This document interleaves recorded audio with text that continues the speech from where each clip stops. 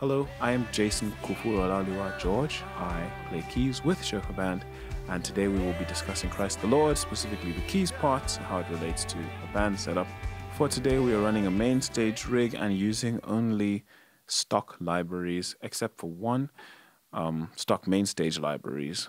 If you're not using main stage or if you're using a keyboard, this tutorial will be structured in such a way so as to compensate for different DAWs. The principles will basically be the same, but it's mostly geared towards main stage users. What you want for this song, generally for Christ the Lord, at 90 beats per minute, and in the key of G, sung by Greg Boy on the Behold album, what you want for this song is you generally want a pad to cover everything. Specifically, if you want to do it the way we tend to do it live, we try to recreate at least in the first section, we try to recreate how the song sounds on the record. So we do not have any kind of real structure while Greg sings, "Lift your praises now, all our lives to him we bring. Lift your praises now, let every heart make room for him." It's just in the wrong octave. I generally take it one octave down, and you keep a power chord going. And sometimes if you're feeling extra frisky, you can add a ninth in there, just for the sake of some evolution. In order to get that pad going for main stage users, you will need retro synth, you will need to EQ it very wildly, and then you will need to add a whole lot of reverb and delay to your taste in order to recreate that sound properly. This is how it sounds like in my application.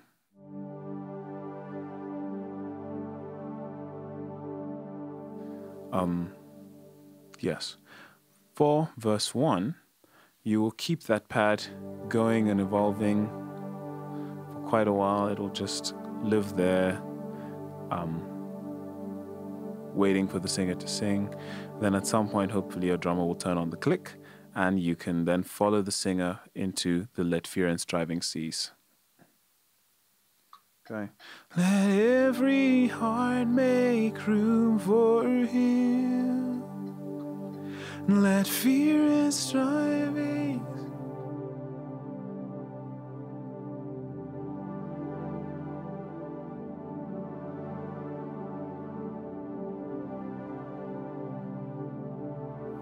To Christ the Lord.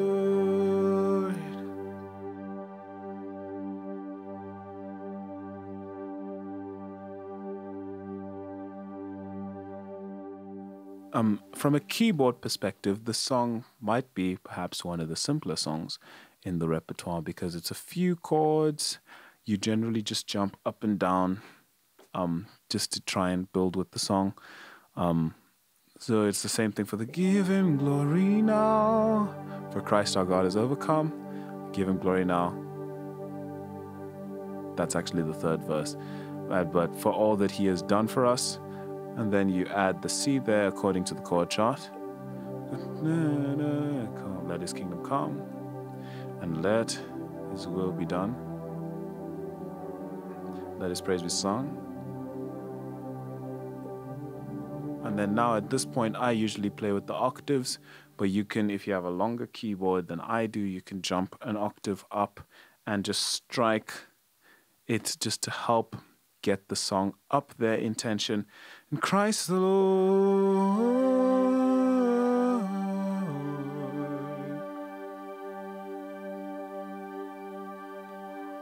And then of course you can add the suspended fourth and back to the ones just to follow however your band is doing it. And then there will come a day. There will come a day.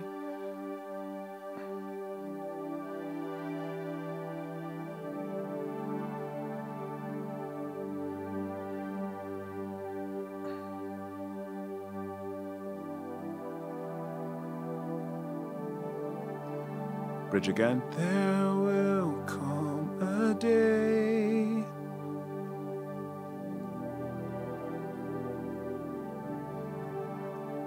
And on our faces will fall. Then going into a big bridge.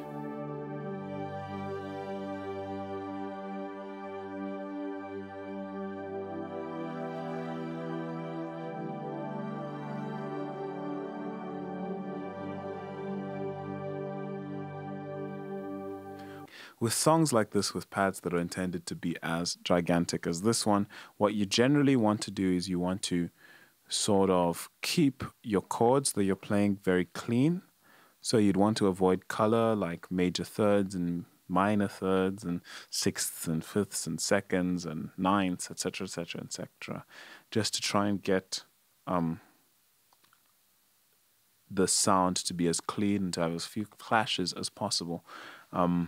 So in this specific setting, you'll be playing things like G indeterminate, and R as we'll see, and then but then what would you want to do when you'd move to different chords other than G is you'd want to keep the G note and the D note together with the chord, just so that it keeps that continuity throughout the song as the song evolves, that stationary point, if you will. If you notice, even though a lot of my chords did change, you'll notice that I kept the G and the D in there. That is a good thing to keep in mind for a song like this, given how it builds in a very non-linear manner. You'd like to keep the continuity going. In general, though, the song is quite basic. Just follow the chords. This has been the Christ the Lord keyboard tutorial. I trust it has been helpful for you, and I hope that you have brilliant execution in your local church context.